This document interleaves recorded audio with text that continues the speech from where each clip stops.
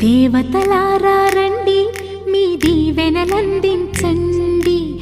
నోచిన నోములు పండించే నా తోడును పంపించండి. కలలో ఇలలో ఏ కన్నెకి ఇలాంటి పతిరాడనిపించే వరుణ్ణే వరముగా ఇవ్వండి. కని విని ఎరుగని వేడుకతో వివాహం జరిపించండి.